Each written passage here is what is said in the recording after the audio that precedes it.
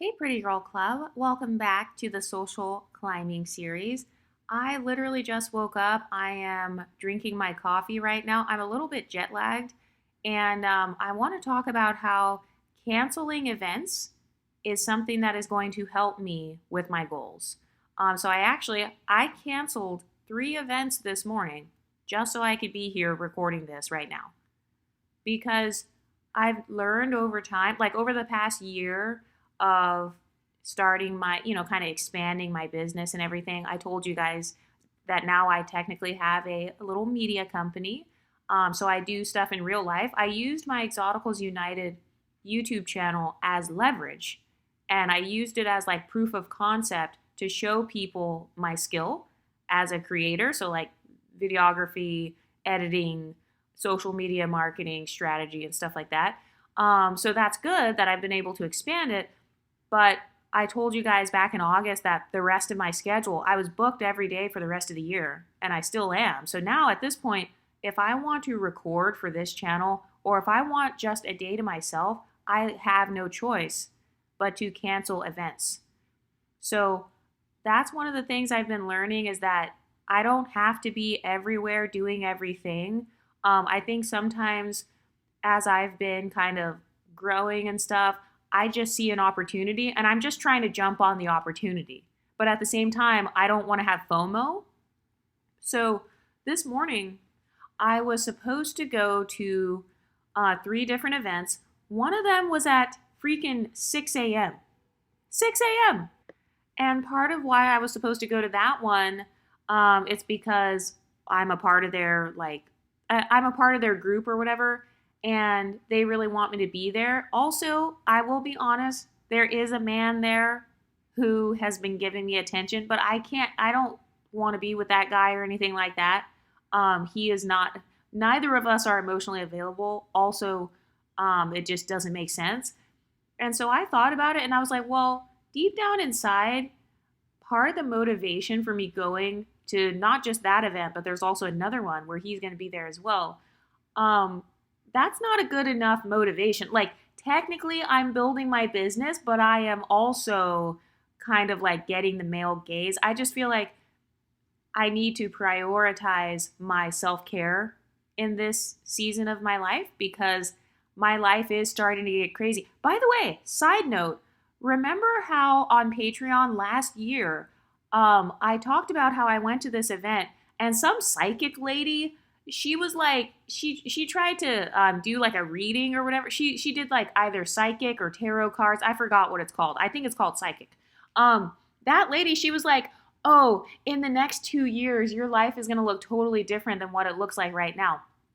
And I remember, and by the way, that was almost a year ago. That was about 8 months ago. I remember I put that in my phone calendar so I could see if she was full of shit.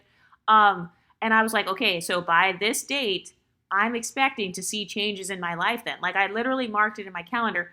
And within the past 6 months, ever since I started expanding and like I decided to make my own media company, like in real life, yeah, my shit actually is changing. But don't worry, I'm not going anywhere. I love the Exoticals United community. That's why I was willing to cancel 3 events just so I could be here and like still record and stuff like that. I'm grateful that I have even had time to record. But yeah, I do have other passions outside of just my YouTube channel. I love to do other things in real life. It's kind of similar to what I do online. It's just kind of the same concept. I help other people to kind of do the same thing in real life, and it has granted me a lot of opportunities. So, for example, the past like 10 days, I've been traveling. And then, like, actually, the past 4 months, part of what has made me so busy is I traveled 4 times in 4 months. I've never done that before. I've never traveled back to back like that within 30 days of each other. I've never done that. But that has to do with the opportunities that I'm receiving for my media company. So I just wanted to take advantage of it. And obviously, I work for myself, so I could say no. And that's what I did today. But I guess it's like when I'm social climbing or the past 6 months since I've been doing it, it's almost like I have to go back and forth between being very curious, wanting to be adventurous, wanting to have opportunities, but also wanting rest and wanting self-care. So that's something I'm learning right now is trying to balance both because traveling 4 times in 4 months, coming back home and then I'm picking up and turning around again. And by the way, I have to save money. Well, I need to save money because I don't feel comfortable just traveling and then spending all the time. I don't know. I guess I'm just scared.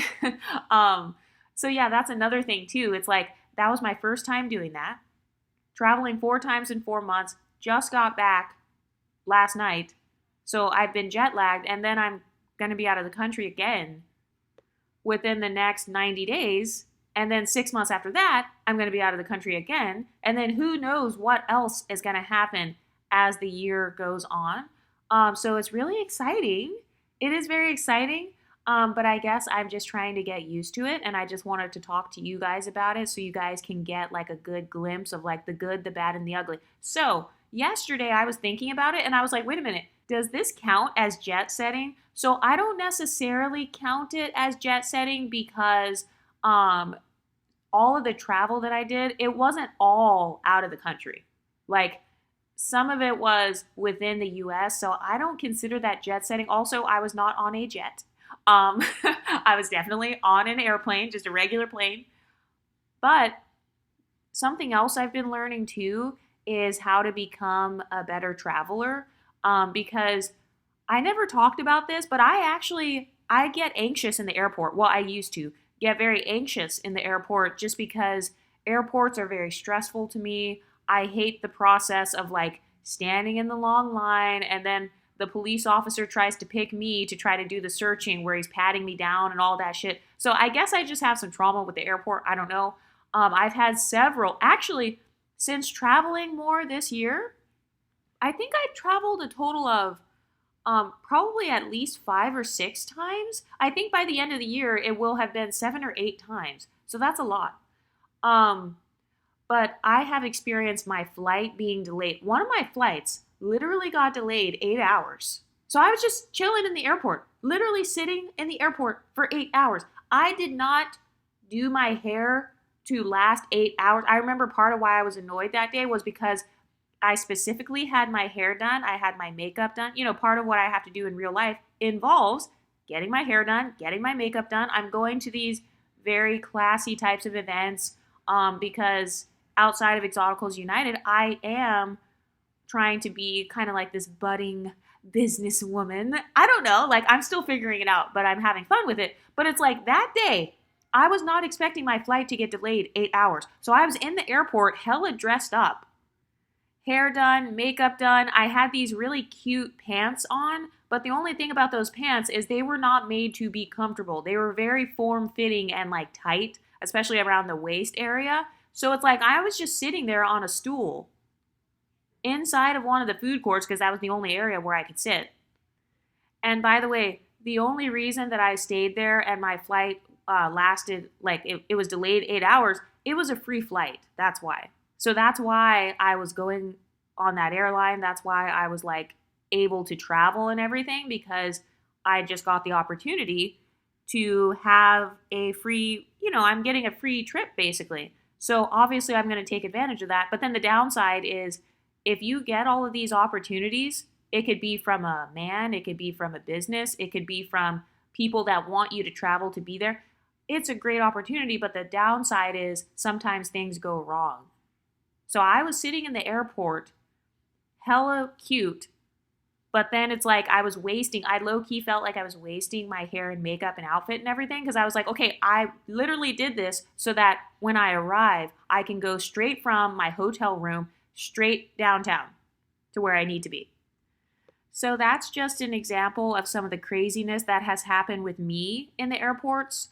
Another thing that has made me anxious about airports is I overeat like a psycho. I think part of it is because of the stress. Like if it gets super crowded, I don't like when it's super crowded and people are hovering over me. The airport, I get a lot of compliments in the airport. I get a lot of stares in the airport. But the negative side of that is that I get a lot of stares in the airport. It gets annoying sometimes when I'm just trying to sit down and there's some man, like just yesterday, there was a man, he was an unambiguous, he was like African or something. there was some man who just kept looking at me and he's right next to me. And I'm thinking to myself, dude, if you want to stare at a woman, you're not supposed to stare at her when you're like 12 inches away from her. You're supposed to stare when you're like 20 feet away. But sometimes when I'm at the airport, I will end up going to a restaurant or going to a bar just to get away from the men, like to get away from the crowd and stuff, and to kind of have privacy and space. But the downside of that is that I will overeat. I'm more likely to overeat because I don't like just going into the restaurant in the airport and then like I don't buy anything. Because usually the waiter is going to walk up and be like, "Oh, hi, what can I get for you?" So that's another like downside. It's something I have to watch. I have to be very mindful and very cautious when I'm in the airport just because there are a lot of triggers for me in the airport. There's the bright lights, and then a lot of times I'll be tired. So if I'm tired, my willpower goes down. Like when I'm awake and I have energy, I'm very self-disciplined. But if I'm tired, oh bitch, I don't have any rules. I can eat candy. Like literally last night when I was coming back home, it was late at night. I had to wait, my shuttle was delayed. I had to wait for the shuttle because I parked. So I paid to park. I just started actually paying to park at the airport. Well, I don't park at the exact airport. I park at one of the parking lots. Well, it's not even an airport parking lot. It's actually a hotel. It's a luxury hotel that is not far. And I just found out that they have a parking service. So you can park your car there. And that way, you know, you're not leaving your car at home or like you can drive there. So I've been trying to financially experiment with like, okay, what is the cheapest and most efficient way to get to the airport? Because something else that happened last time I traveled was I used to just schedule Ubers. So if I have to leave at 3 a.m., oh yeah, that's another thing is the crazy schedule. So if I have to leave at 3 a.m., I would schedule for the Uber to be outside, like right outside my building. Then I just go downstairs. But then sometimes if my flight is during the day or if I have to leave at like 5 p.m. or if I have to leave my building at 7 a.m., then the Uber driver will hit traffic.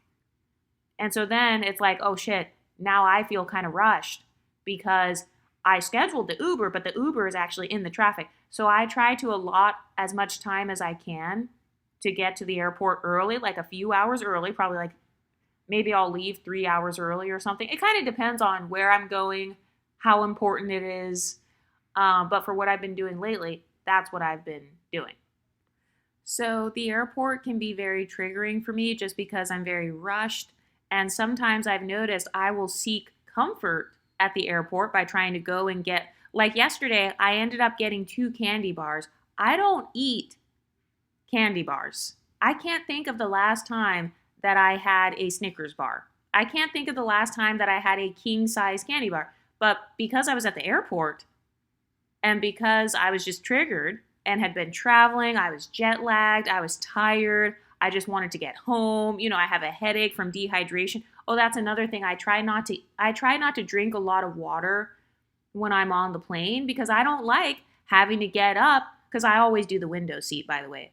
And I don't like having to get up and like, you know, get out of the row just so I could go to the bathroom. And then when I go to the bathroom, for some reason, I can't fully go sometimes because the plane, you can feel the plane moving slightly.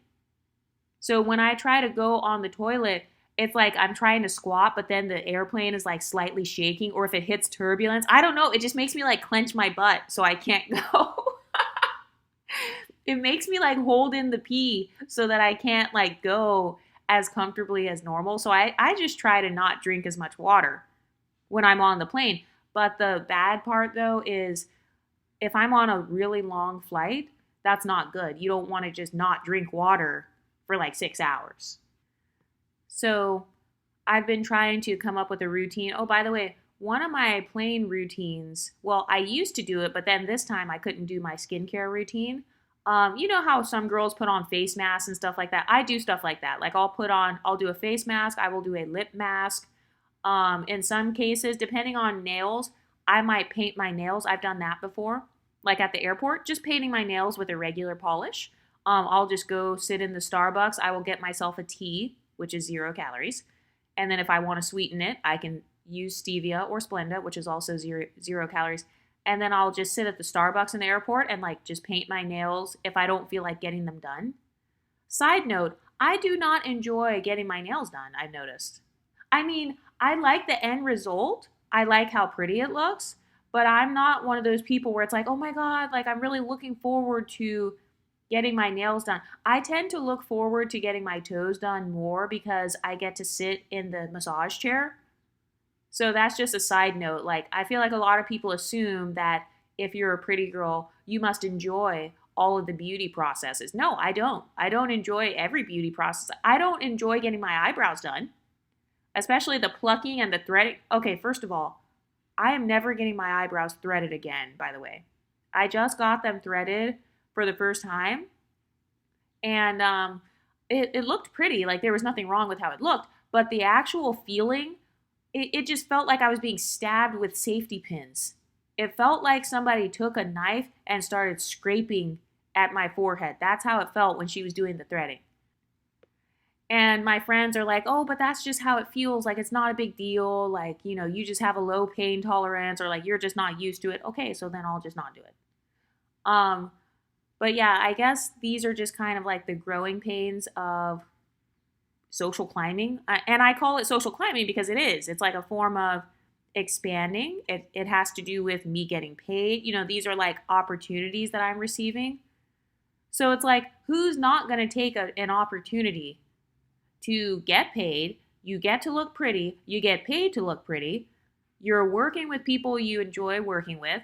You're around a bunch of other successful people. You get to go into these events, or maybe you get free entry into events because you're media. But then people want to network with you as well because you're in media, technically. You're a form of media. So that's awesome. I mean, I don't want to say no to these opportunities, but something I've been learning though is trying to balance it, because this morning, it's like I just got back in from the flight. I'm already jet lagged, and then I have to wake up at 5 a.m. tomorrow? You got me all the way fucked up. And I try to prioritize my sleep more because if I don't get enough sleep, I'm not going to lose weight. I'm not going to stay in my weight range that I want to stay in. So whenever I'm sleep deprived, that is when my weight starts creeping up, because getting not enough sleep, it throws off your hunger hormones. So, and that's another reason why in the airports, that's when I tend to mess up in terms of like diet and everything.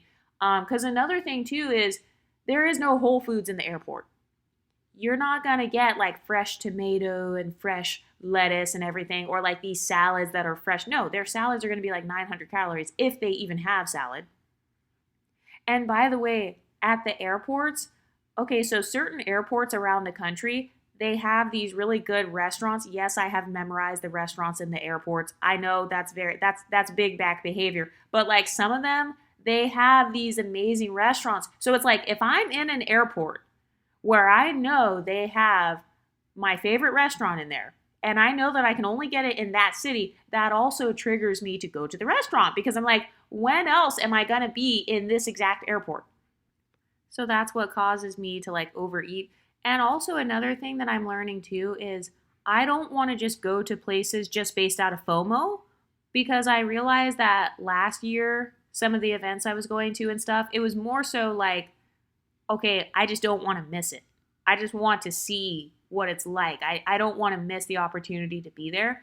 And part of the FOMO comes from meeting all these people where I didn't think I'd have the chance to meet them. So these could be, I mean, I told you guys about some of the types of people I've been around just randomly, just not trying to be around these people, but just randomly. Like maybe the guy will be, it not just a guy, but also like the women as well. I told you guys I recently met a castmate of like I only have one celebrity crush. What are the chances that I would meet a castmate of my celebrity crush? That's crazy. And then I told you guys a couple weeks ago, some guy that walked up to me, turns out I guess he's an actor. And I don't really keep up with like Hollywood and like who all the people are and stuff. But I don't know. I guess there's just this magical feeling that comes with going to events and trying to build myself up and like having my own business, having a flexible schedule, being able to work all over the world if I wanted to. I'm just trying to enjoy why I'm here. Part of the reason that I went full time, it wasn't so I could just sit in my room and do YouTube all day. It was so I could buy back my time and be able to explore the world and like do other stuff and have other endeavors because I have this channel also supporting it. But another thing I've learned though, and another thing I happened to cancel today. So I had 3 events today, and they were all this morning. That's another thing. The events, they overlap each other. So it's like I will literally be driving all over the city. If it's something that's going on in my city, I'll be driving all over the city. So I will start off. That was my plan for this morning. I was supposed to wake up at 5 a.m., get ready, go to event number 1, drive back home, get myself some coffee, try to do a quick shower, and then get dressed for event number 2. And then after event number 2, come back home again and then change because these are all different events. You can't wear the same thing to every single one. If I could, I would. But then I'd have to come back home, probably change. Because another thing is some of them are outdoor events, some of them are inside. So what I don't want to do is I don't want to go to an outdoor event or go to 2 outdoor events and then go to the next event that's inside. I'm going to smell like outside. That's nasty. That's disgusting. So that's part of why I will come home and like change or like I'll shower and stuff. But I decided to cancel it because I just needed space. My nervous system still needs space and peace. So even though I'm an extrovert, this is the downside of being an extrovert is like I overbook myself. I will have all these different things where people are expecting me to be there. So I do feel bad sometimes because I kind of feel like, oh shit, like was this friend expecting me to come? Because if you have introverted friends and stuff or people that you're bringing along with you, if you're the only one that they know at the event, they might get upset if you're not coming. You know, you don't want to say, hey, come to this event with me, and then you don't show up to it. So I have had to kind of just do this journey on my own, like the whole journey of networking and stuff like that. And then it's like if a friend wants to come or if she is planning on networking herself, then that's fine. But as far as having a friend trying to kind of ride my coattails or try to be my wing woman, I don't think that's going to work just because I'm constantly having to change my plans. Because day to day, depending on how I feel or like my body and how tired I am and stuff, I may not be able to go. So like I knew that I was jet lagged. So I knew that I needed to sleep in and it felt so good. I got 3 extra hours of sleep, thank God. I mean, I'm in a different time zone now. Like the time zone here is different from the time zone where I was just at. So I got to have 3 extra hours of sleep by not going to the events this morning. And by the way, if I would have gone, I would have still been there right now. I would have still had to be there for like probably another 2 hours. I mean, I don't have to. None of this stuff, I don't have to do any of this. I don't have to have a business. I don't have to do Exoticals United. I could just go back tomorrow to my accounting job and just be basic if I really wanted to.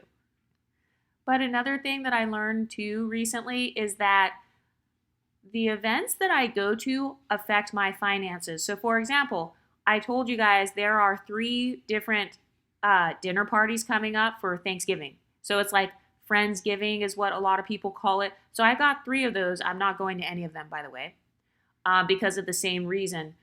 So Thanksgiving, and especially where I have to bring something, like for a couple of them, I have to bring something. It's like a potluck style. So it's like, okay, so I would be bringing something and then I would be probably eating more than normal. I'm going to be socializing more than normal. If I mix food and socializing, that's going to cause me to overeat because my normal routine and part of how I stay slim is that I don't do other stuff. I don't multitask while eating. That's my whole secret to how I stay skinny. I don't multitask when I eat. I don't watch TV while I'm eating. I'm not talking on the phone while I'm eating. I'm not socializing with people. I'm not walking around with a plate like I would be at a party. You know how they have hors d'oeuvres and stuff like that. So you're walking around with a plate. You're walking around with a drink in your hand. That's not my normal eating routine. So a part of what can throw me off in terms of staying skinny is if I change up my eating routine randomly, and then also if I change up my diet randomly. Going to a holiday party, it's very rare for them to have something that is gluten-free, pure vegetables, it's been steamed, it's got minimal sodium on it, like all of these stipulations that I tend to follow in my daily life. Oh, let me get this many grams of protein, and I got to make sure that the seasoning doesn't have MSG. That's not going to happen going to a holiday party. So whenever I have gone to these holiday parties, it could be a Friendsgiving, it could be a Christmas dinner party, it could be a New Year's dinner party. Whenever I go to these types of events, I'm going to overeat. Also, the timing of when I eat, I weigh myself at the same time every day. It's the first thing in the morning. And if I'm traveling, I make sure to travel to where there's going to be a scale. If there is not a scale, I will pay money so that I can go to the gym. You can pay like $15 for a day pass or something like that. So it's like if I don't have access to a scale, I will find a scale. So I weigh myself at the same exact time every day, or at least I try to. So if I'm at a dinner party, I don't normally eat food at like 9 p.m. So these dinner parties, I'm not going at 5 p.m. I'm not going at 4 p.m. Most of them don't even start at that time. They start at like 6 or 7. And I'm not going to go at 6 because I'm not about to hit 5 o'clock traffic. It's literally the holiday season. Everybody is out and about right now. So I'm not about to hit traffic so I could get there exactly at 6 when everybody else is going to show up probably a little later because people are preparing food. They're going to be bringing their potluck dish. And then you have to impress everybody with what you brought. So then what happens with me is I end up spending more money. That's the point that I was getting to, is part of why I canceled these different like events, like these dinner parties. Part of why I'm not going to go this year is for several reasons. But number one is the money spending part, because I'm not about to go to a dinner party. I don't just go and I look fucked up. That's not how I operate. So if I'm going to the dinner party, I already know, okay, I'm going to have to get my hair done and I have to pay for that. I may be getting my makeup done and I have to pay for that. I am definitely going to be purchasing an outfit to go with the party, because a lot of these events that I go to, if it's a social event, it tends to have a theme. So it'll have like a 1920s theme. It'll have like, you have to wear red and green. You have to wear black and white. It's a black tie event. You have to wear a long evening gown. So that means I'm going to spend on that. So I noticed that the average that I have spent over the past couple of years, like when I look back, it'll cost anywhere from $150 to about $500 just for that one event. And then I thought about it. I was like, okay, well, what's the main reason I'm going? Because I'm not going there to eat. And I was like, well, it's mainly for like networking reasons, but it's also for social reasons, because I've noticed that at those types of events, those are the types of events where like my type would be more likely to be there. And by the way, that has ended up being false. The last time I went, it was more like, the unambiguous Ivy League men, those types of guys or whatever, or maybe like white men or whatever. So that's, my exact type didn't even happen to be there. And also, I don't want to just go to events just for the male gaze and stuff like that. That's not really how I want to live my life. That goes a little bit past my decentering men boundaries, especially right now. Because by the way, it's the end of the year. It's November when I'm recording this. So for this year, November through December, I'm definitely going to just lock in and focus on my, I'm doing the end of the year lock-in thing that they were talking about on TikTok. I forgot what they were calling it, but it's like where you lock in for the fall and you just kind of like build yourself up. You lose weight if you need to, you save up money if you need to, and then once it hits January, February, once it hits the spring, then you can come back and do whatever. You can socialize a little bit more. But with those dinner parties, that's how much it will cost on average just for me to go to them, because it's more of a kind of classy type of event.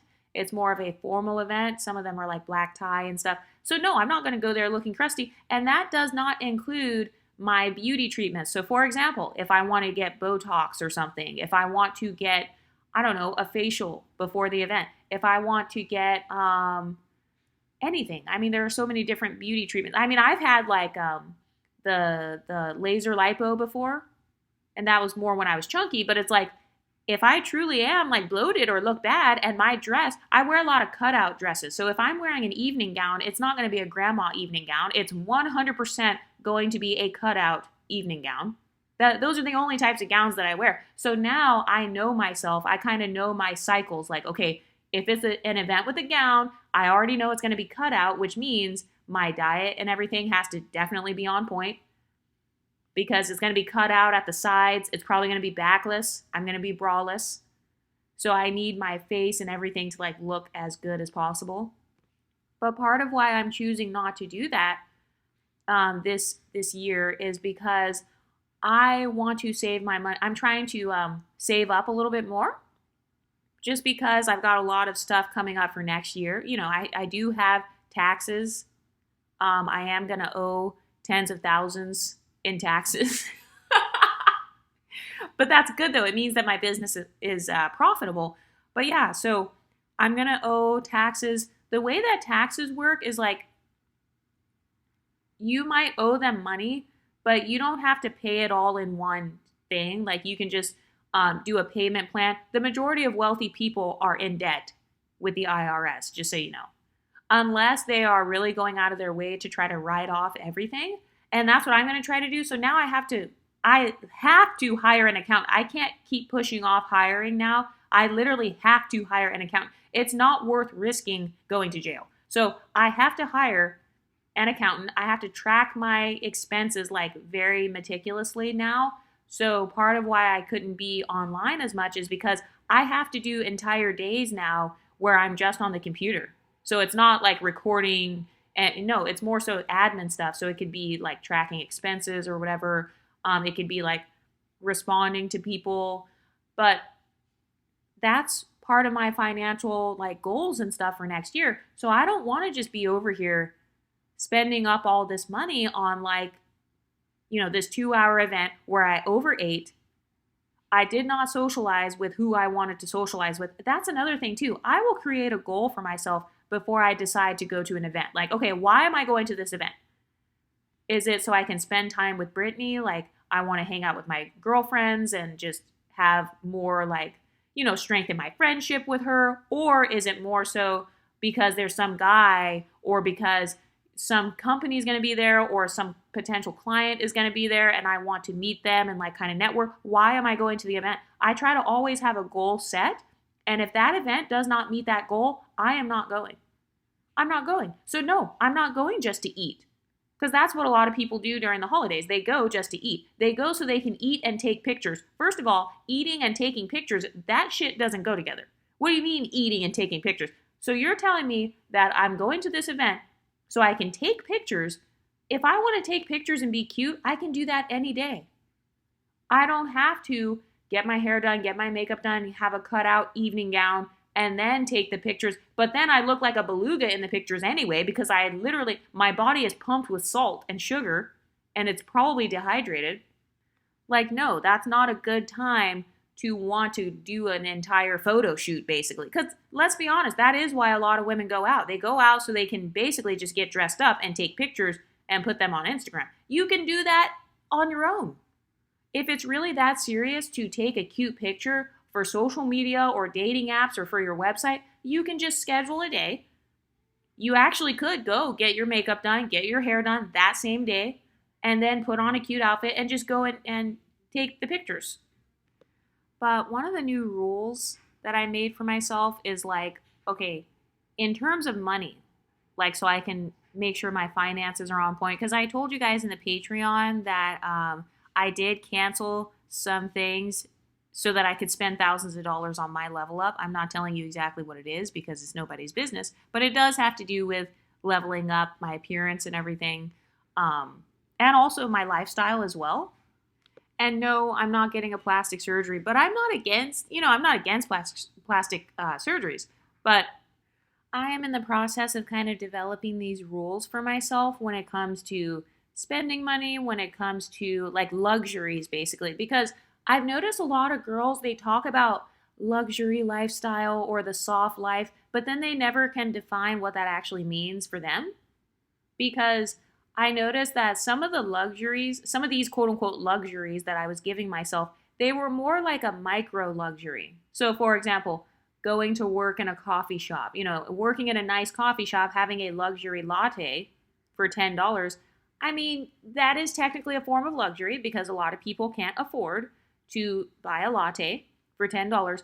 But I've kind of started to expand my mindset to where it's like, okay, I would rather sacrifice some of the coffees or all of the coffees so that I can just maybe travel more. Basically, my new rule is I want this quote unquote luxury. It needs to benefit me in 30 days. So, me going to a dinner party and overeating and pumping my body with sugar and sodium after having spent hundreds of dollars on a new outfit or makeup or getting my hair done just so I could have a couple of mediocre photos, for example, or just so I could what, meet a couple of people or hang out with people I already know. I can hang out with those same people in a non-formal setting.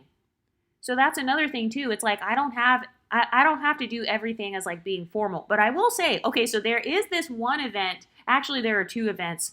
One of them is next week. I don't know yet if I'm going to that one because I kind of would want to be more cute for that one. I at least want to have my lashes done. That's the only thing I care about for that event. But there is this one organization where that organization, every time I go there, I always leave feeling inspired. I have met new people there.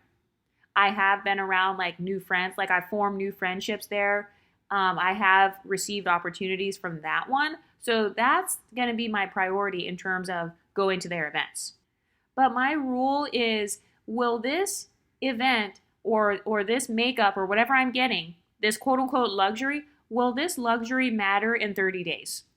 Because getting a $10 latte, that doesn't matter in 30 days. Like I literally spent, I feel like I overspent money on lattes recently. And also the types of lattes I was getting, they were slightly higher calorie. So I was like, okay, that's not really helping me because you're literally paying so that you can become fatter. I'm not doing that. So instead of having 50 lattes in 50 days, how about I save that $10 per day? And then in 50 days, I have $500. Now, $500, that's a plane ticket. Did you know that? Well, it depends on where you live. If you're in the United States, $500, you can get a plane ticket to go out of the country with $500. You can get a plane ticket to go out of the country. You can get a round trip ticket to maybe visit some family members within the country. Do you have a grandma or somebody that you haven't seen in a long time, or maybe they're not doing very well and maybe you want to see them? You can do something like that. So my definition of luxury is starting to change as my lifestyle changes. Also, I am not much of a luxury clothing. You know how they have like designer clothes, designer sunglasses, designer shoes. I was into that when I was a teenager, but for some reason as an adult, I guess I just don't care as much. I think part of it is because some of the stuff is literally just ugly. I mean, let's be honest. Some of these designer brands, like their jeans and all that, some of their stuff is just so ugly. So it's like, no, I'm not paying $1,000 for a t-shirt with holes in it. So the way I'm doing it now is like, okay, is this going to benefit me as time goes on? So when it comes to things like traveling, okay, that does affect you 30 days later because now you got to travel to a new place. You got to see the world. Or for some of you guys, maybe it's like getting a ticket to go to some sort of business conference. Like that is something that I have also been thinking about as well. So instead of $500 to basically go to fancy parties, I mean, that's essentially what a lot of these things are. It kind of depends on the networking event, but some of them are really just like low key, like parties. You got people drinking and stuff. And that's another thing. Half the people there are going to be drunk anyway. They're not even going to remember me having my lashes perfectly done or me having my nails perfectly done. Nails, I noticed that's a social climbing mistake a lot of women make is overspending on their nails. Like in my case, I do get my nails done. A lot of you guys have dragged me about my nails because I talk shit about nails. So I do get my nails and my toes done. The only thing is I do kind of go back and forth between painting them just naturally and then just getting a basic manicure. I don't get the super long, fancy acrylic nails with all the gems and stuff just because in terms of money, well, first of all, my lifestyle doesn't match having super long nails. I'm just too busy. I do too much with my hands to have long nails. Like I carry a lot of bags. I do a lot of traveling. I do a lot of working out. Really working out is the main reason I do working out, I will lift some light weights and stuff. And whenever I have had nails, like, or if my natural nails get too long, it kind of interferes with my lifestyle a little bit.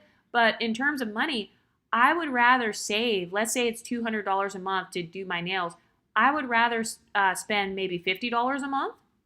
So it's like, okay, I get my manicure for $50. It's going to last me what, 2 or 3 weeks out of the month. So that's only 1 week where I have nothing on my nails. Or, it's only 1 week where I just paint my nails naturally. And if it's that serious, I could just stay in or just not go to any fancy events for that week. Because some girls, they're literally getting their nails and hair done really fancy, but then they don't have somewhere fancy to go. So one of the social climbing things I've been learning is, okay, if I'm going to be fancy, my life needs to line up. My lifestyle needs to match up with my level of being fancy then.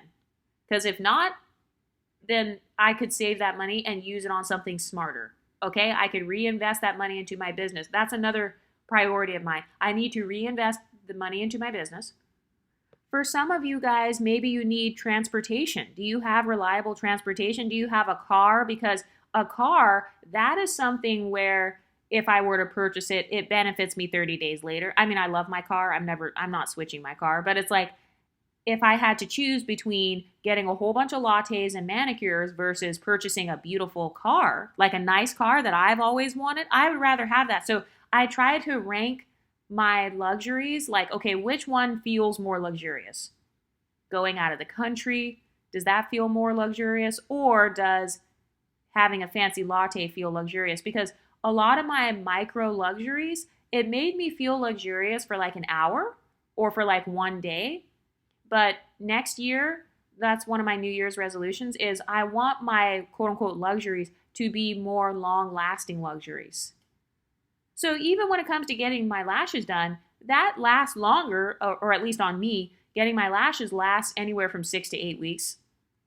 I can stretch it. Like I don't have to go back and get them refilled. But that is a longer lasting luxury because it is going to make me look more polished in general, having my lashes done, eyebrows, whatever. So that's one of my new rules. If I'm going to purchase this luxury experience or this luxury item, will it matter in 30 days? Because I can't remember what type of coffee or what flavor latte that I purchased 1 month ago. I can't tell you what type of latte and what coffee shop I went to in October. I have no idea. So that's proof that it was more of a micro luxury. It was more of an impulse luxury as opposed to giving me the soft life altogether. And you know what? I thought about it too in terms of coffee shops. The coffee shop that actually made me feel the most luxurious happened to be the cheapest coffee shop. It was the cheapest coffee shop. It was the ugliest one.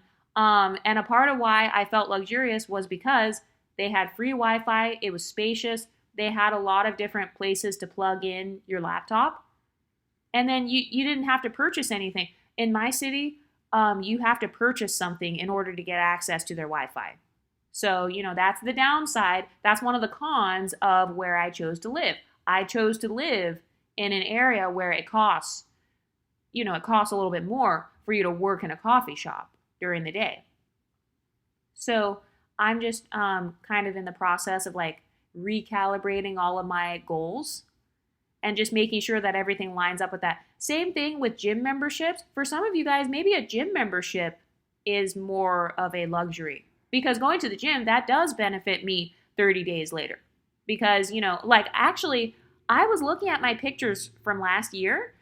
So I've been a size extra small. I've been teetering between, I am a size extra small, pretty much. I would say at my biggest, I would be a size small pants. But I looked at my pictures from last year and I was the same size, like size small pants, size extra small top. And even though I was the same size last year and I was about the same weight as last year, I looked at my pictures. My body looks better now. I look more toned now. My face actually has slimmed down. I mean, obviously my face wasn't fat before, but it's like my face looks slimmer. My arms and legs and stomach and everything just looks more toned. Well, part of that is from my actual muscles, like having more protein, kind of like being more consistent with my actual strength training versus last year, where I was just kind of, I didn't really know as much last year. I didn't have as much knowledge. But another thing I've been doing and like thinking about in terms of social climbing. So when I was journaling, I was doing like an end of the year journal prompt where I was reflecting on friendships. Because I try to do journal prompts about all the different aspects of my life. So my weight, my personal goals, my beauty goals, whatever. But I was journaling about friendships, and the journal prompt question from ChatGPT was, which friendships were the most nourishing over the past year? And I was actually surprised by my answer. So I wrote down three girls' names. And these three girls, I'm not super close with any of them. But the reason that I wrote down their names, like these were not like my BFFs. You would think that like your closest friend would be on the list, but no. I noticed that the reason I wrote down those three girls is because, first of all, they're all exoticals. They all happen to be exoticals. I just want to put that out there. But with those three women, whenever I was around them, I felt inspired. So, like one of them, Janae, she is very inspiring. She travels a lot. Like that's part of what I like admire about her. She is so hardworking. She travels a lot. She started her own business. Her business went from, I was there from the beginning. And I'm one of the people that like supports her business as well. So it's like she started off with like I think maybe 20 people who were purchasing her product. Now she's up to hundreds of people, and she is traveling all over the country. She literally is driving all over the country just for networking purposes. Literally every event that I have seen this girl at, I mean, every time I go to a networking event, she's right there. I'll be like, oh my God, like, what are you doing here? You know, like she will be there. She pops up. She's the same one where I talked about this in the Patreon. She does not even live here. She's the one where I had been hanging out with her for 2 months before I discovered she does not even live in my city. I was like, wait, what? And I remember the way I found out was because I was talking about like, oh yeah, I'm going to go home, blah, blah, blah. And then she was like, oh wait, I live in, and then she said another state. I'm like, girl, you live in another state?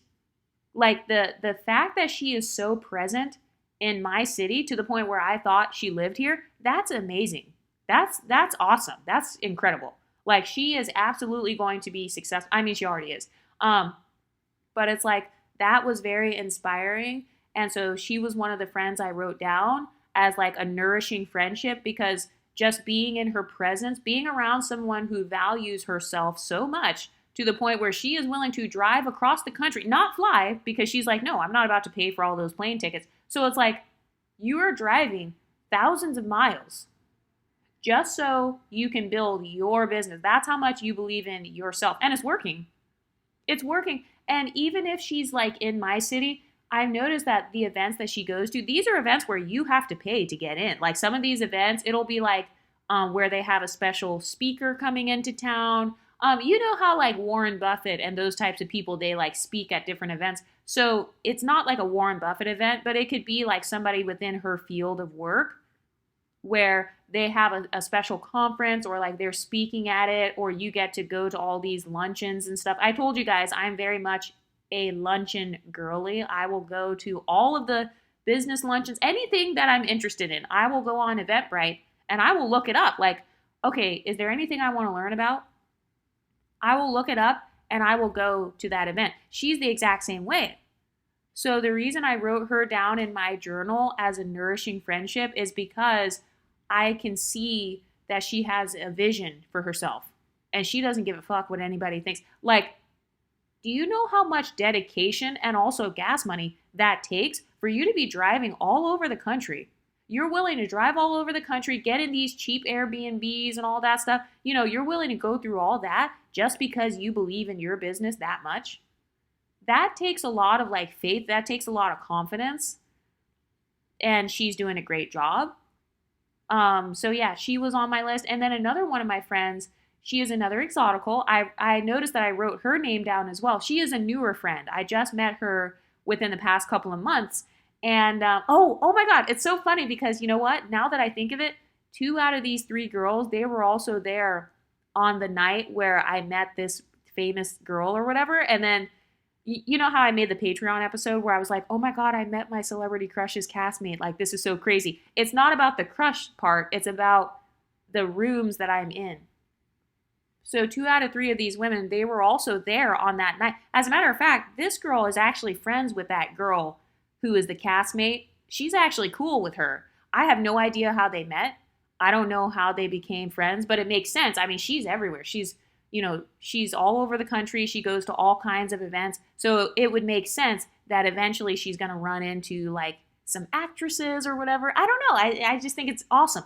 But the second girl, she's a fellow exotical. She does modeling. She also has her own company. She's like a solopreneur. She also does media. So she works in like marketing. She does like social media marketing and stuff.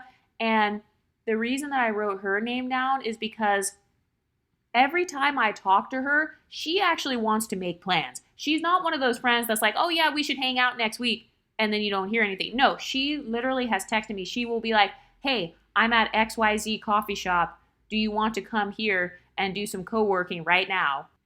Or she will be like, hey, I am going to be in Miami this weekend. They have a couple of modeling gigs. Would you like to come with me? They need an extra girl.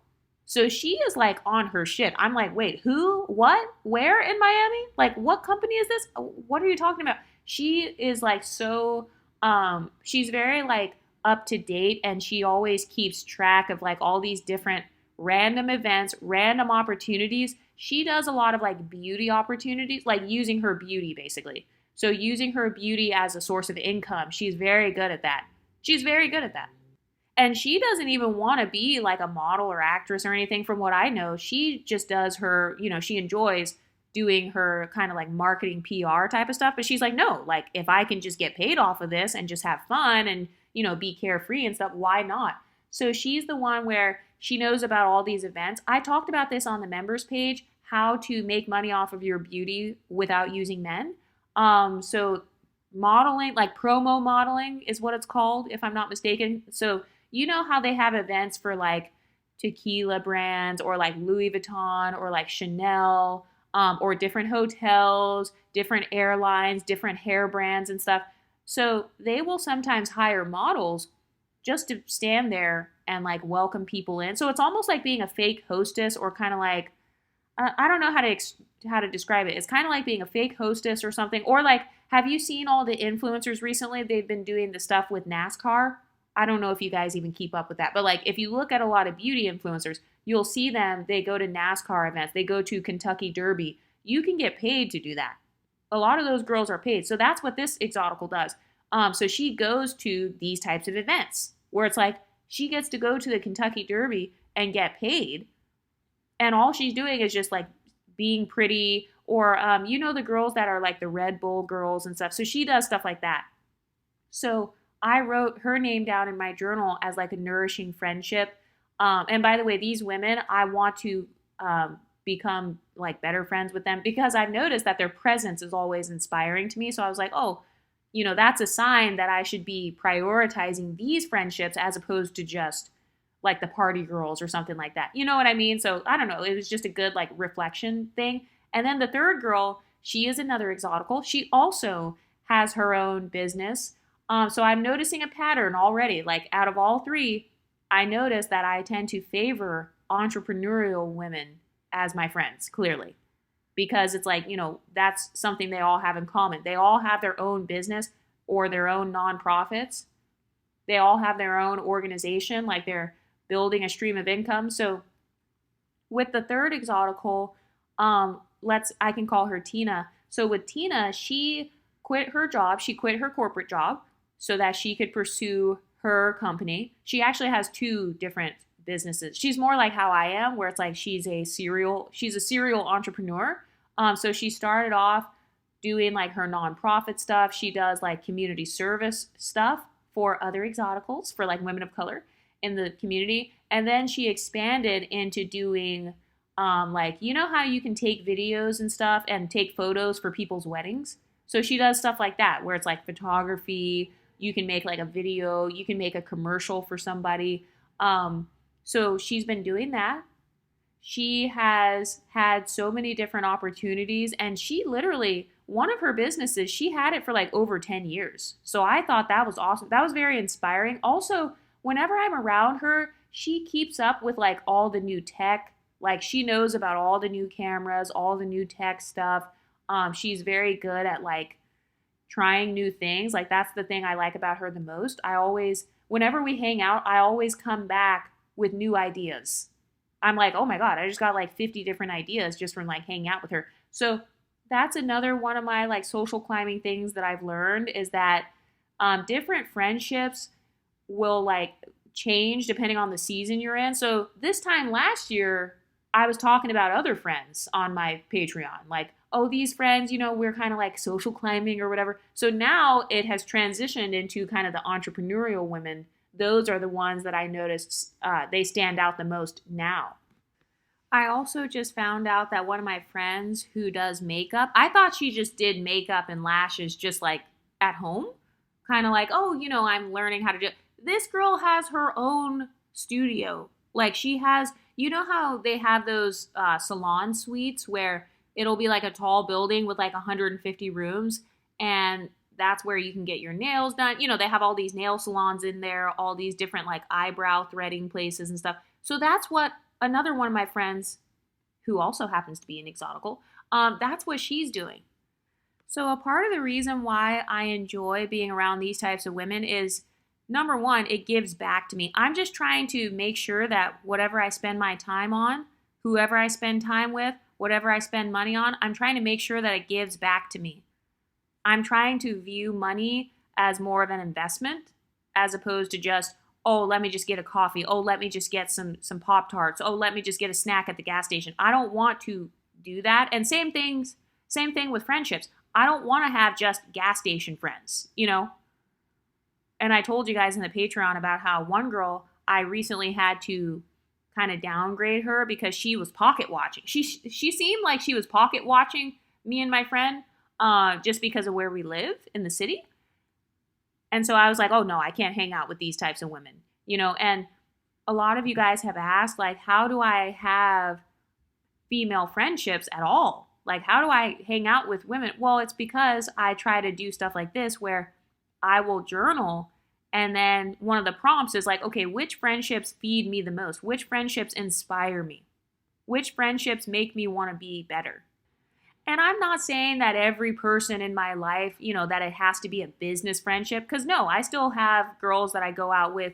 Like I noticed I have friends where we do a lot of cultural things together. So, if she has a similar background, if she has like a similar racial mix to like what my background is, then we will go to cultural events together or celebrate different holidays together. So for example, if you're multiracial, maybe you're like Black and Jewish or something like that, and you celebrate those holidays, maybe you have friends where that's what you guys do. You just celebrate those holidays together, and that's it. Maybe you have friends that you travel with. I don't think I have any travel friends because I don't know. It's been a while since I've gone on like a girls trip for somebody's birthday or something like that. It's been a while since I've done that. I feel like a lot of girls trips just don't work out. So they've never really, it has never really appealed to me, but I have been invited on one. I did get invited on one girls trip. I didn't end up going though, because I had already planned out my year. I planned out my travel. So that's another thing that I want to do too for next year is I want to plan my year ahead in terms of travel and everything so that I can prioritize myself. Because I'm not just about to sit and wait for somebody else to go traveling before I decide to travel. I'm not going to sit and wait for a man to come and pick me. Oh, well, I want to take you to Turks and Caicos. No, how about I just take myself to Turks and Caicos? If I really want to go there that bad, why don't I just save the money, stop going to the gas station and getting 7-Eleven Slurpees, and then just take myself to Turks and Caicos in 8 months. Oh, something else I have also learned too is that for me, when it comes to traveling, booking the travel is always my least favorite part. And that, like, whenever I book the ticket, I always feel broke, because I'm like, oh my God, I can't believe that I just spent $1,100, so my nervous system will start off being like, oh my God, like, why did I do that? But as the day gets closer And once I go on the actual trip, then I'm like, okay, no, this was definitely worth it. Like, I'm so happy that I did this. I never regret traveling after I've traveled. I've never regretted it. When I book it, when I have to pay the money, of course that's like annoying because I'm like, oh my God, do I really want to go see these family members? Do I really want to go hang out in this place? Do I really want to travel here? But it's always been worth it after the fact or like once I arrive and get into the hotel room. So tracking my excitement, that helps me to stay encouraged because I'm like, okay, I'm just at the airport right now. I know that whenever I'm at the airport, that is not, it's not the most exciting place for me. So I don't usually get excited about a trip until, I don't know, maybe right before I go to the airport is when I'm excited. But then once I enter the airport, I'm no longer excited. But then once I arrive at my hotel, then I get excited again. So I kind of know my cycles. So I try not to allow my emotions to control everything because I understand that emotions are temporary. So I might feel cranky if I'm tired or if I'm cramped in the airplane seat. But once I get off that plane, I'm going to be happy that I traveled there. So I try to do things based on the end result. The same thing goes for like getting my lashes done. I don't necessarily enjoy getting my lashes done because you have to sit there for like 2 hours. They're just putting the little things on your eye. But one of the things I do to make it more enjoyable is I will have my audiobooks ready. So it's like, okay, I'm going to be sitting here for 2 hours, 2.5 hours, because I get the lashes, I get the ratchet lashes. I get the big ass lashes, but they don't look ratchet on me. They just look normal on me. So maybe it's just my overall aesthetic where it doesn't look ratchet just because I don't do the baby hair and all that. So I feel like if I would have had big lashes, giant baby hairs, Sharpie eyebrows, then it probably would look ratchet. But for whatever reason, getting my 3D mega volume lashes done at the salon, it looks good. But to make it more enjoyable, I will do my audiobook. I will have my earphones in while she's doing my eyelashes, and I will tell her like, "Oh, is it okay if I have my earphones in while you're doing this?" And then she'll be like, "Oh yeah, that's fine." So that's one of the ways that I kind of like kill two birds with one stone. I do have reading goals. Also, I'm excited because with audiobooks, I've really been getting into audiobooks. I like the regular books as well, but I notice I listen to more audiobooks versus just reading the physical ones. I tend to only read the physical books at home. I don't usually go out to the park or to the coffee shop and read a physical book, but I will go out to a coffee shop and listen to an audiobook. So that has been another kind of like social climbing hack that I use for myself because I'm able to educate myself. By the way, you do know that that's basically what college is, right? It's basically, college is basically just reading a bunch of books. It's listening to a bunch of lectures, and it's taking notes on all of the above. Well, at least in my case, with my major. That's basically what it was.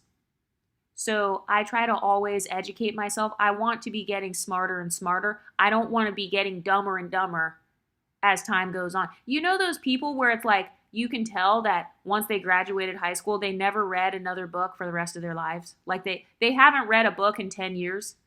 They haven't listened to an audiobook. They haven't listened to any podcasts. I've also been getting into podcasts too. I just think it's good to listen to it when I'm like on a plane, if I'm traveling somewhere, if I'm going on a walk, because it requires a much longer attention span to take in an entire audiobook or to take in an entire podcast. A lot of people ask me, "Oh, Exoticals United, how do you come up with so many ideas for your content? Where do you get your information from?" From audiobooks and from very long podcasts, because most creators, or just most people in general, they don't even have the attention span to focus on something that deeply. And you can tell in their content. That's why they can only make a 20-second video or like maybe a 5-minute video. So yeah, listening to long form content, it does help me to also create long form content. By the way, I'm going to start trying to make more of the longer videos on here because I miss doing like my 90-minute videos or like 2-hour long social climbing videos and stuff. But another social climbing thing that I've been learning is about maintenance. So, you know how they say, "Oh, you have to maintain your hair, maintain your nails." Okay, I maintain my clothes by, first of all, I don't wear out my clothes. You know how some people say, "Oh, I got this shirt from Forever 21 and it ripped after wearing it 3 times." Okay, well, bitch, how much? First of all, did the shirt fit? Did you buy a shirt in a size small when you're really a size XL? And then, you burned a hole in the shirt with your boob? Like, is that what happened? Because it was so tight? Because I've never had an issue with my cheap clothes or cheap makeup or cheap wigs and all that. I've never had an issue with it completely ripping or just like being destroyed because I know how to maintain my shit. And another thing, too, there are levels to this shit. So when it comes to hair, makeup, all that stuff, there are some things where it looks good on social media. Okay, so I specifically have certain looks where I only have that look on the internet. So if I want to have a LinkedIn, like I specifically took a picture. This is back when I was trying to like do accounting and stuff. I went to a certain location. I specifically had a picture that I took just for my LinkedIn. So that was just for social media. I didn't actually dress like that in real life. I was wearing like a thrift store suit, but you couldn't see the entire suit. You could only see like from the head, kind of like a headshot. So I will plan out all of my beauty stuff and I will decide like where I'm going to wear that. Some of the clothes, part of why I don't spend a lot on clothes is because I need to have somewhere that I'm going to wear it. So for every dollar I'm spending, I need to be wearing it. If it's $10, am I going to wear that shirt 10 times? That's a part of why I have a lot of fitness sets that are a little bit more expensive because I know that I will wear those leggings 30 times.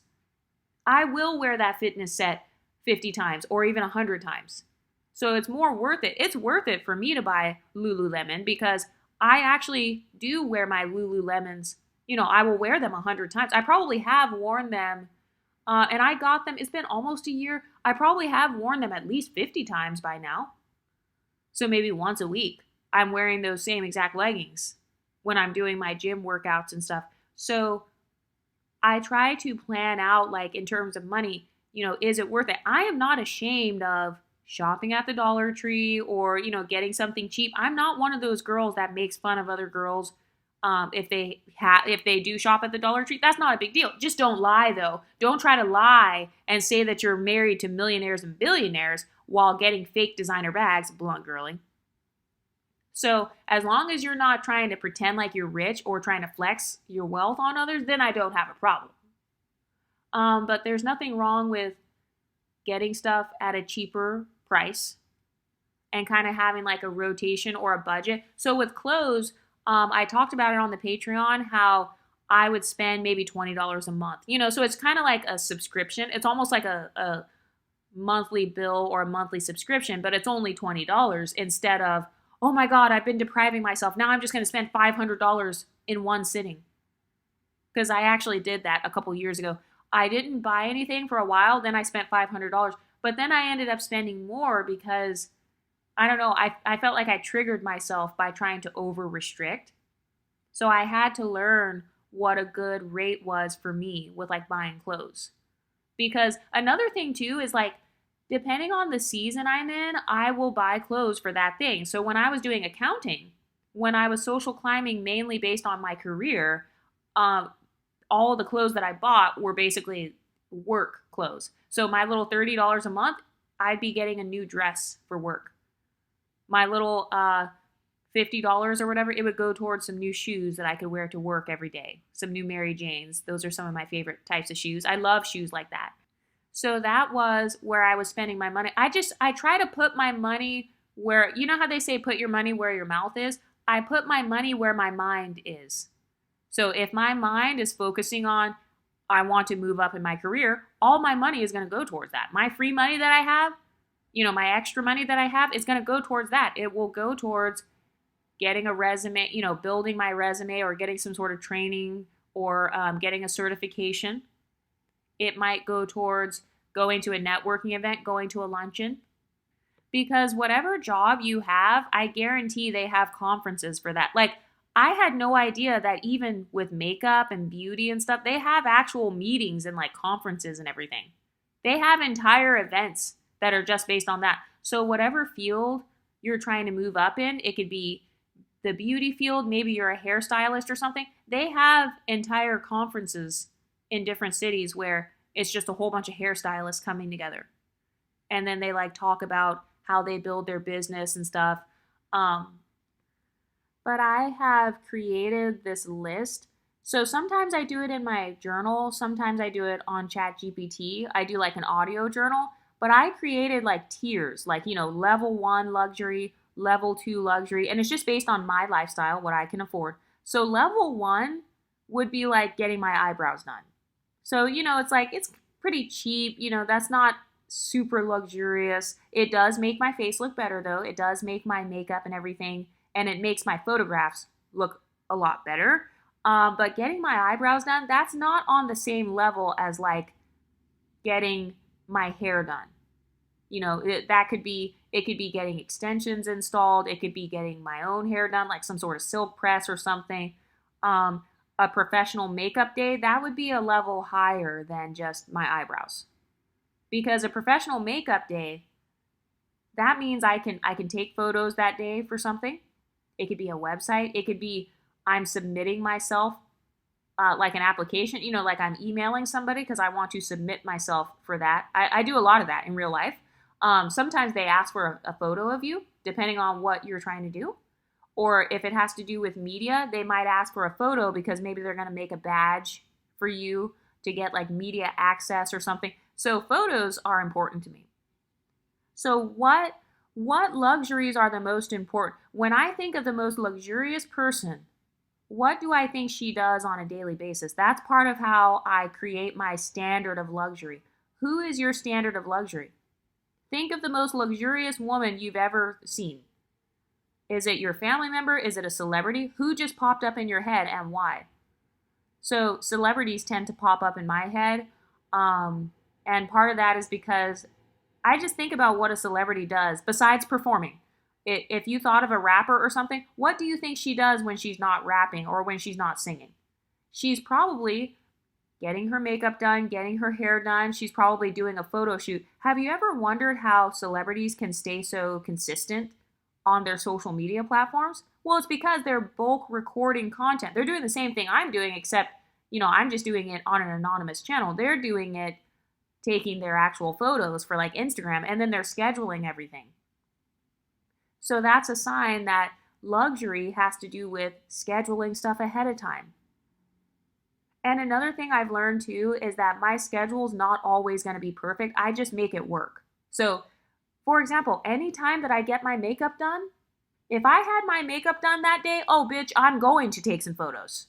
I am going to take some photos because it makes the makeup even more worth it. So, yeah, it might be for a wedding that I got my makeup done, but guess what? When I go home, I can change clothes and I can put on whatever outfit I want, and then I can take some other photos just for myself.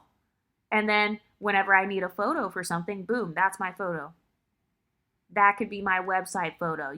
For some of you guys, maybe you want to be a speaker, maybe you want to do some sort of like appearances, or I don't know, like you just never know when a person needs a photo. I have had so many random instances where people ask for my photo, or like, have you ever joined a group chat for like a networking group or something, and then it might ask you for a profile photo, but maybe your social media photos are not very professional looking.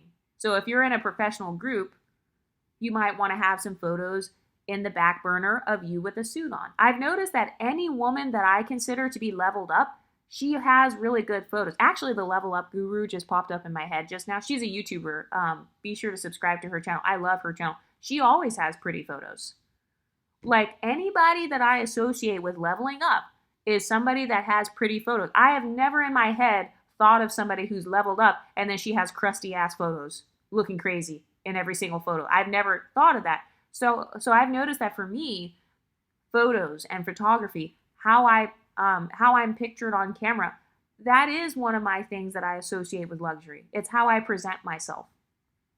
And it's also my lifestyle. I noticed that this past year, I was associating luxury I was focused more so on the looks aspect of luxury, which is fine. That's the season I was in because I was doing a lot of different meal prepping and stuff this year. I think I did a really great job.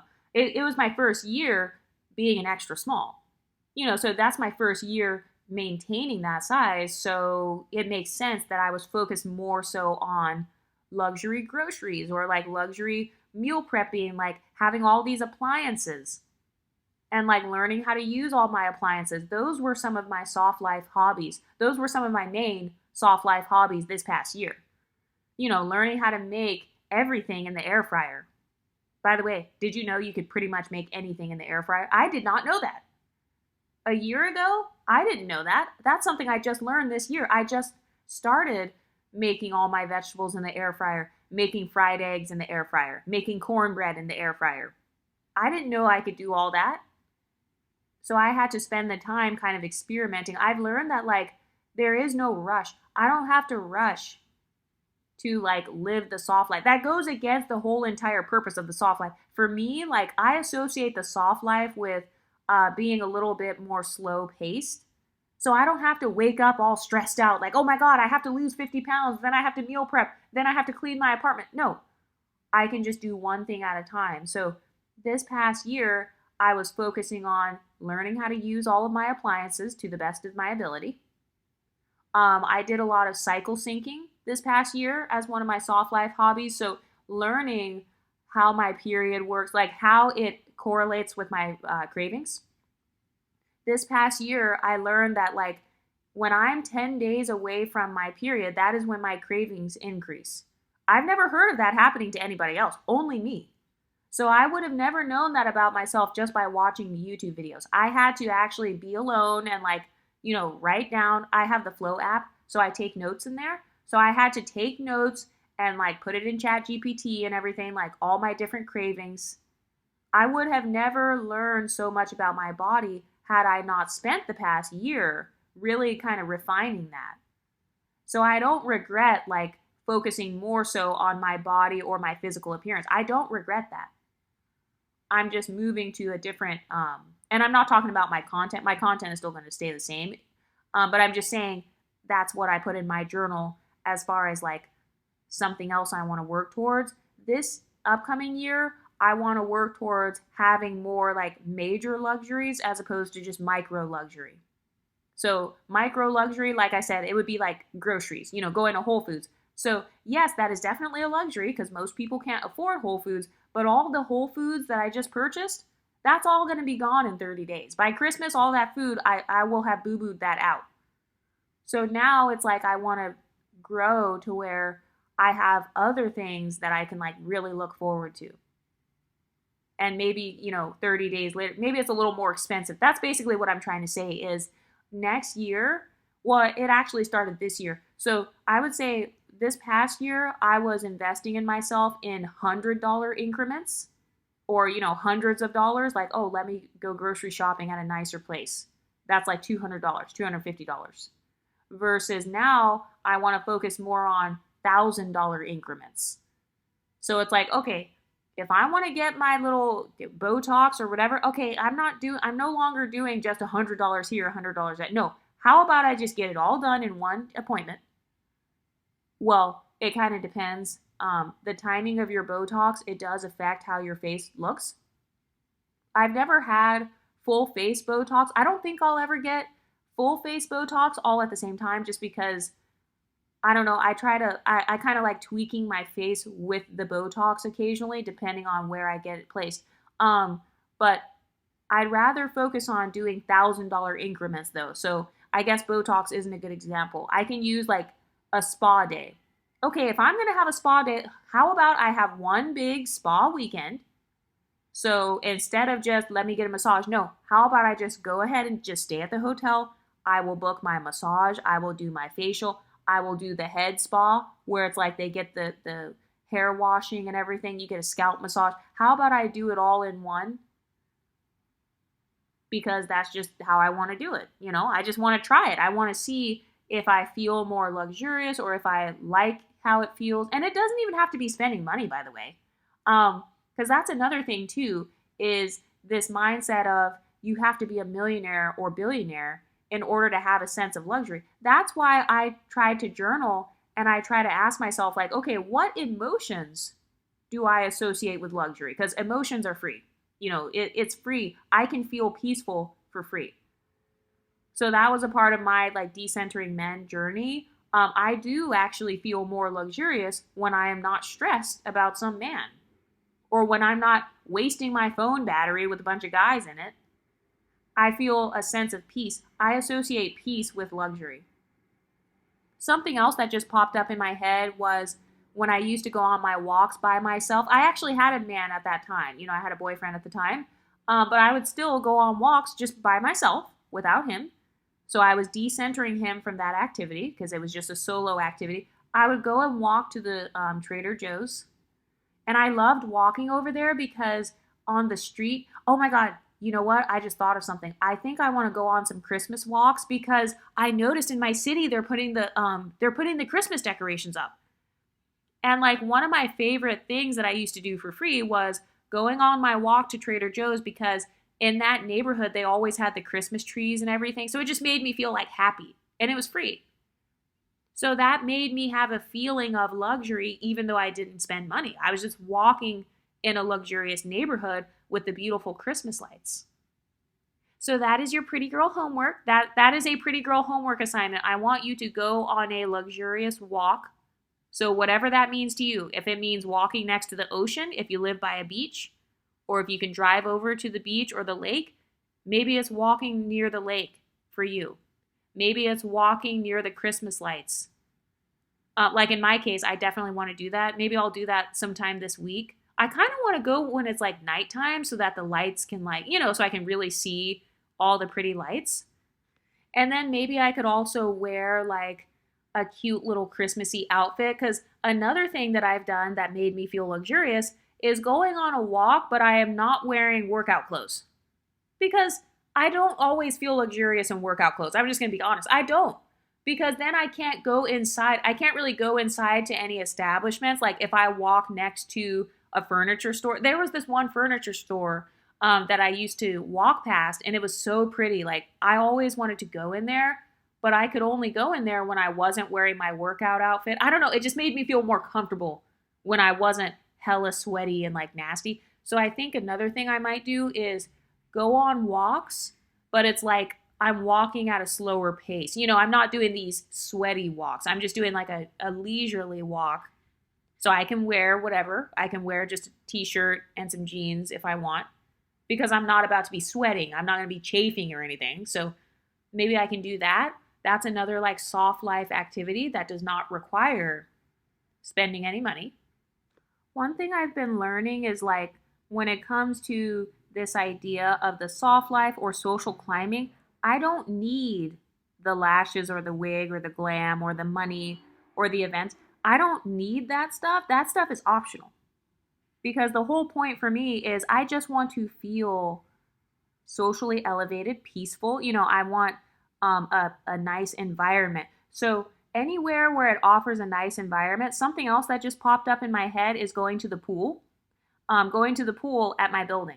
I mean, it's kind of cold, but if you live in a warm climate, maybe like listening to your audiobook next to the pool.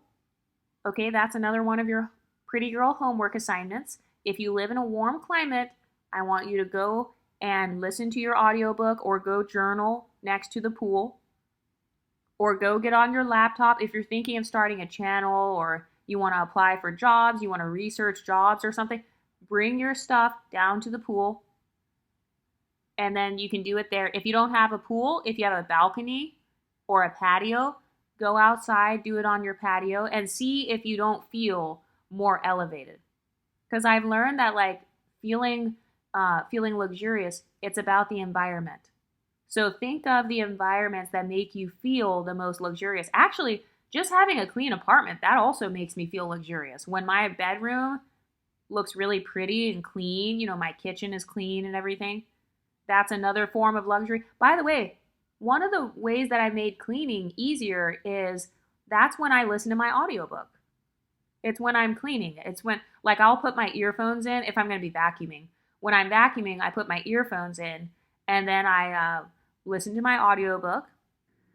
And then when I'm folding laundry or when I like put my clothes up in my closet, because my closet it's organized by color. So like all my pink stuff is in one area, all the black stuff's in another area. So when I'm organizing my closet, that is when I will be listening to my little audiobook.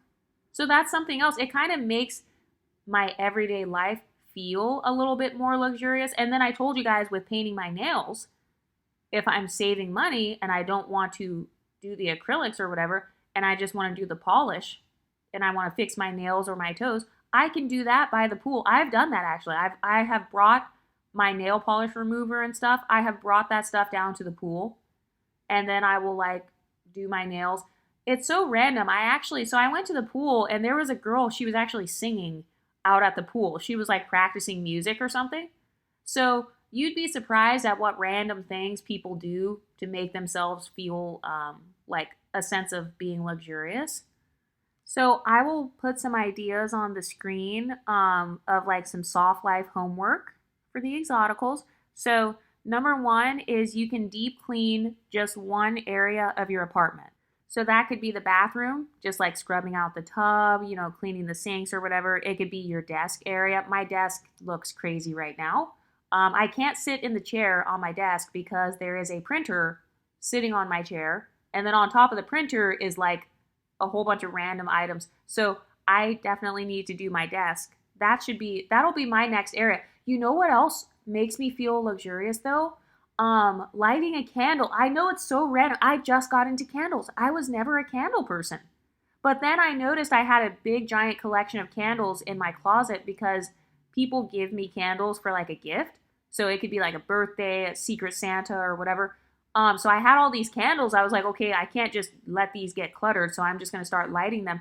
And then I noticed whenever I light a candle, it makes me kind of like focused, but also relaxed and like alert. Maybe it's because it's a flame, But then if I light the candle at night too, I also feel a sense of like peacefulness. That makes me feel luxurious. So that can be assignment number 2.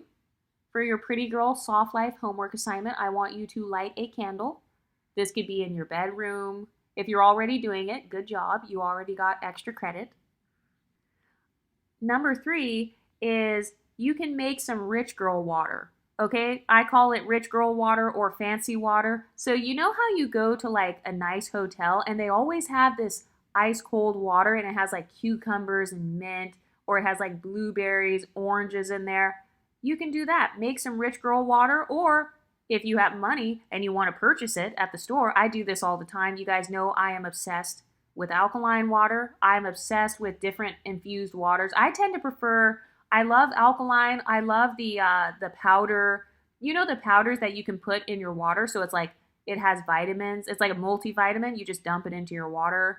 You can go on Amazon actually. Well, okay, no, we're trying to make it free.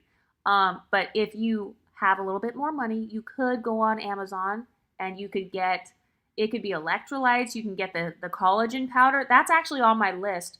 I don't know if I'll buy it this month, but maybe like next month I will get the collagen. You know how they have like the vital proteins or just the different like mushrooms and all that. They have like ashwagandha powder. That is something you could do. And then number 3, wait, am I on number 3 or number 4? I forgot. But the next number for your assignment is to take a walk in a beautiful neighborhood. Dress pretty, dress cute. It could be a cute fitness outfit or it could be just a cute casual outfit. This is not so much about working out. This is more so like you're just walking and soaking up the ambiance of like wealth. You know what I also used to love? Oh my gosh. When I would go on the walk where they had the Christmas trees, over in that area of town, they had some gorgeous condos. Like I remember I used to love, you know what? I just thought of it. I need to take a solo trip. I need to do a solo trip and go back there just to like do that again because I used to love walking down that street and looking in the windows. It sounds kind of creepy, but it's like they had all these pretty condos and I would just kind of like start to dream and just think like, wow, one day I'm going to have a cute little condo with like a cute patio. So you can do that. Dress up and then just go on a walk in a nice neighborhood. If you really want to be cheap with it and not spend any money, you don't have to drive to the neighborhood. Can you walk there? Is it walking distance from where you live? Could you make it a long walk over there? Do you have a dog? Well, I don't know how long dogs can walk, but if you like have a dog, you can walk your dog over there. Because I used to see people doing that all the time. They would have skateboards and shit. I'm like, oh yeah, you do not, you definitely don't live over here. You just want to skateboard in this nice area. Something else that I have done is luxury window shopping. So this could be a store in the mall. For me, it usually is groceries. I'm just obsessed with groceries. I don't know why. I love going to like new grocery stores or new like delis and like meat markets or bakeries. I just want to see what they have. So I've done that where it's like I just go. Actually, there's this one store that I love going to. They have all these different teas. They have very expensive, it'll be like $35. When I first saw it, I was like, $35 for a box of tea? Like, bitch, are you crazy? For some loose leaf tea. But when I started to look more closely, I was like, oh my God, they smell so good. And like just seeing all the leaves in there and everything. So even though I didn't buy anything, I still was like, I just want to look at it and just, I don't know, it just made me feel luxurious just looking at a very expensive cup of tea. Because let's be honest, who spends $35 just on tea? Well, actually, I mean, I spent like $40 just on sushi yesterday. So I probably shouldn't be talking. I got all these packs of sushi just so I could have it like in my apartment. um, but yeah, if you have a favorite food or if you have something where it's like you enjoy looking at that thing, just go and look at the luxury version of that. You know what else I used to do is I would go into the stores where they make soap. So you know how they have Bath and Body Works, that's like level 1. Level 2 is probably like Lush. And then level 3 is in your own city, they might have stores where they make their own soaps, very similar to like a Lush. So I would go into stores like that and just look at the soaps and just smell them. You know what else I love doing? And it makes me feel luxurious. It doesn't cost money. It's going to either the business district and just walking around, just being next to all those people with their suits on, they're all ambitious and everything, or going on a college campus or like walking around near a college campus. I love nerdy environments. I love educated environments where everybody's ambitious, especially colleges. I like the fact that they're young and they're kind of like carefree. Like the other day I was on a walk over there and I saw, it was so cute. There were all these little high schoolers and they were like going on a tour and the guy was like showing them. He's like, oh yeah, this is the building, this is the dorm building. And I just thought it was really cute and inspiring. It kind of reminded me of like when I was young. I'm a very nostalgic, I can be a nostalgic person. I like to use nostalgia as a way to lift my mood. So if you're into nostalgic stuff, maybe you can do something like that. Did you have a favorite park that you used to go to when you were a kid? I literally have gone to the park and got on the swings before, like in my 30s. Because I just like the nostalgia feeling of like being on a swing again. I don't know, it's really random, but that's something else that is also free. Or if you have kids, if you're watching this and you have kids or a dog, you can go to the dog park. You can take your kids to the park, but maybe you go on the swing this time. So instead of just your child going on the swing, maybe you can go on the swing too. And maybe that will spark kind of this nostalgic, peaceful, luxury, soft type of feeling. Those are some of the ways that I would feel this sense of having the soft life without having to spend money. Something else that I just did a couple weeks ago is going to a coffee shop and not purchasing anything. I'm not buying shit. So I will just be in there just smelling the coffee smell. Usually they have free water. They have the rich girl water that I talked about. So usually they have like the cucumber water. I will just get a cup of that. Or if you're really gangster with it, I've done this before too. I will bring my own tea bag and then I will ask them for a cup of hot water, which is free. And then I just make my own tea. So now it looks like it looks like I purchased something, but like I really didn't. I have done that before. Just making my own tea. I told you guys I love like tea bags or like the bags of powder vitamins to put in my water. So I have brought my own like water or a vitamin powder And then I might bring a water bottle, or I might get a cup of water from the coffee shop, and then I pour in my fruit punch vitamins, and boom, I got my fruit punch. And I can just be on my phone. I could be looking up different opportunities. I could be responding to you guys' comments. A lot of times when I go to coffee shops, I will be taking notes for my content. Like right now, recording this, I have notes in front of me on my phone. They're all on ChatGPT. So I might be talking back and forth with ChatGPT so I can develop notes for a piece of content. Just because I'm in a coffee shop, I don't have to be productive. Like, I mean, taking notes is still productive, but I feel like a lot of people feel like you can only sit in the coffee shop if you have your laptop. No, I can be on my phone in the coffee shop. I could be looking at my photos. Something else I've done is going through my photos and kind of fixing the photo if I want to. Like, let's say I'm going to be on a website or something and they ask me to send them a photo. I will go through my photos and pick, like, okay, which ones are the best ones. So that's something else that you can do just for free. Photo editing, taking photos. I have also taken photos of myself just out at a coffee shop. Maybe I will be at like some sort of restaurant type of place and I will just take pictures, or I might ask a person to take pictures of me. That is another way that I feel a sense of like having the soft life. I associate photos, like if I can tell that somebody else took your photo, it kind of elevates the photo in my eyes. So that is a feeling of luxury for me. Having photos where somebody else took the picture, it's kind of like higher quality, especially when it's far away and you can see my whole body.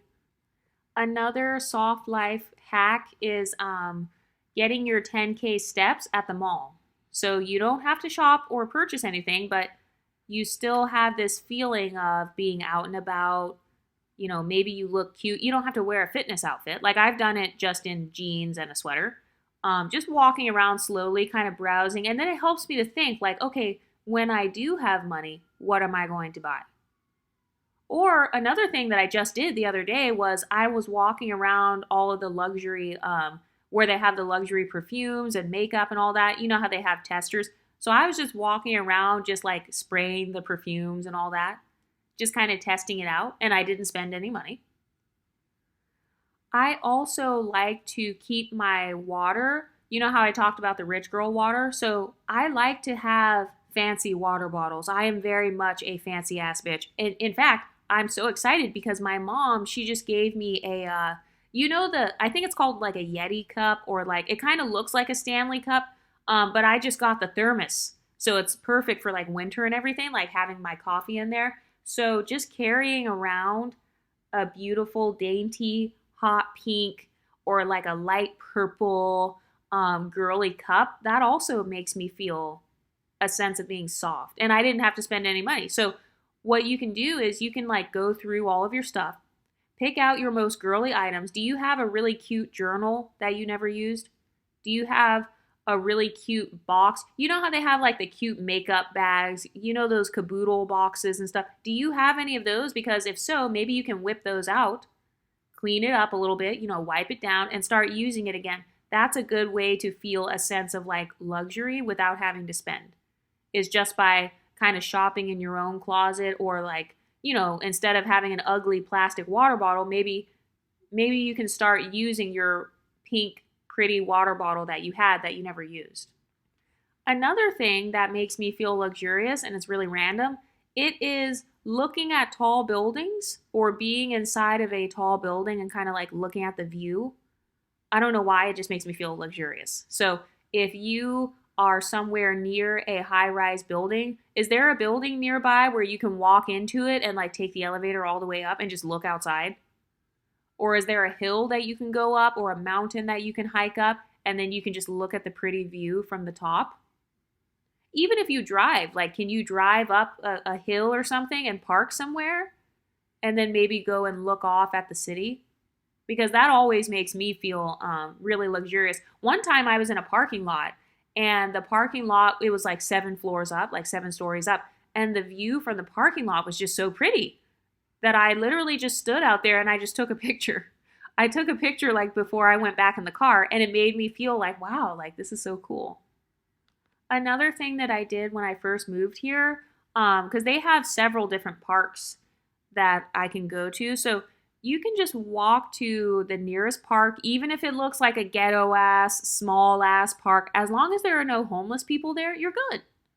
So just go to the park. Like, I have brought my blanket before, and I will just like have my little cup, my little thermos with like some tea in it, and I'll just sit on my blanket, or I can bring my yoga mat and just do some yoga poses. I literally have gone and done yoga at the park by myself in a coat because it was like cold. So I had on this big ass puffy coat and I was just in the park doing yoga, and it was so relaxing. Like, I still remember it a year later. That's how relaxed I was. That is how beautiful I felt, just doing my yoga. And I actually talked about it. I talked about how other people started copying me because I was doing my yoga next to the trail where like people were walking by. There are like hundreds of people that are walking by. And then I noticed as time went on, other girls started coming and doing yoga in the exact same spot. I was like, what the heck? But that was a cool way that I felt a sense of luxury. It was just, going to the park, just being outside in general makes me feel luxurious. Not being outside in the heat, not getting burnt up and having my skin peeling off, but just being outside when it's mild, so when it's kind of cold. I have actually gone on walks in the rain. As a matter of fact, I do that all the time. No matter what the weather is, if I want to go on my walk, I'm going on my walk. So if that means taking out a hat, I have walked in the snow and in the ice.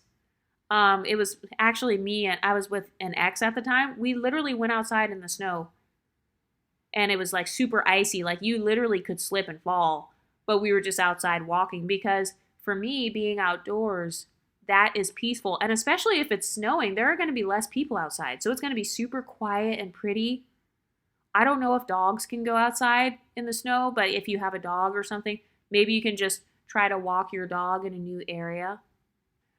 Another thing that I have done is going on my phone or my laptop in a hotel lobby. And part of this is because I've been trying to decide if I want to do like staycations or not. I think I probably will. But there's this one hotel is so pretty. I just love their lobby area, and you can just walk in. It's a really big hotel. They have a giant, like, it's a high rise and everything. So you're not going to get stopped or anything. But just last week, I was just over there, just on my laptop, just hanging out in this lobby. And it gave me a feeling of being luxurious because they have all the cute little chairs and everything, the soft, like, luxurious chairs. So that's another way that you can feel a sense of social climbing and having the soft life, but it doesn't involve men. You're not at a bar. You're not trying to talk to anybody. You're just on your laptop or on your phone. You're sipping your tea and minding your business. But what do you ladies think? Let me know in the comment section, and I'll talk to you next time. Stay pretty, ladies.